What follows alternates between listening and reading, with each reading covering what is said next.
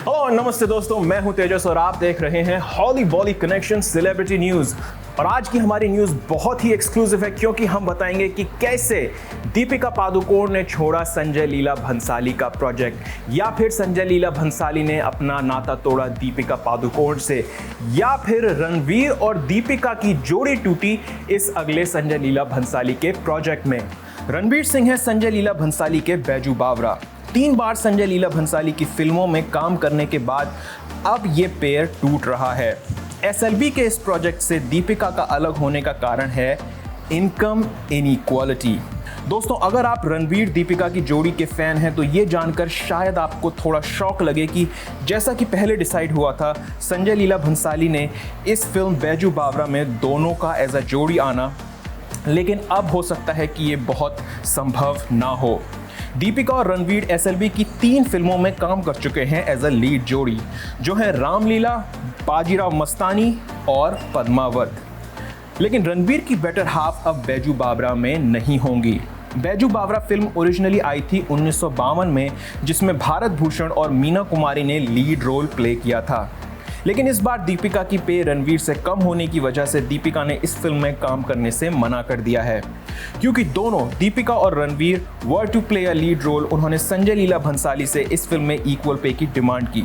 उनके शब्दों में, not a penny more and not a penny less.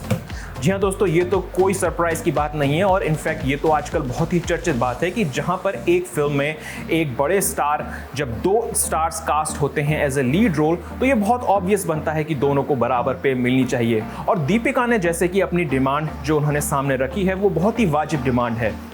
तो हमारे हिसाब से तो स्टोरी बहुत क्लियर है, लेकिन अगेन स्टोरी के हमेशा 2 पार्ट होते हैं। चलिए आगे बात करते हैं उसमें क्या है। दीपिका जानी जाती हैं as a promoter and champion when it comes to the issue of pay parity for actors and actresses. और पिछली कई फिल्मों में दीपिका ने इक्वल पे की डिमांड की है अपने को लीड के बराबर, और उन्हें मिली भी है। बट इस फिल्म बैजू बावरा में संजय लीला भंसाली ने उनकी इस रिक्वेस्ट को रिजेक्ट कर दिया। इस स्टोरी की वजह से ये इंपॉर्टेंट इशू फिर से लाइमलाइट में आ गया है, जो कि है इनकम इनइक्वालिटी का। ऑफ कोर्स हमेशा हर स्टोरी के 2 साइड होते हैं, लेकिन जहां तक इक्वल पे की बात की जाए तो स्टोरी काफ़ी क्लियर है। दीपिका और रणवीर दोनों की आज की बॉलीवुड इंडस्ट्री में बहुत ही सुपरस्टारडम की जगह है, और अब दोनों कास्ट हो रहे हैं एज अ लीड रोल। तो ये बात सरप्राइजिंग नहीं होगी कि दीपिका इक्वल पे की डिमांड करें।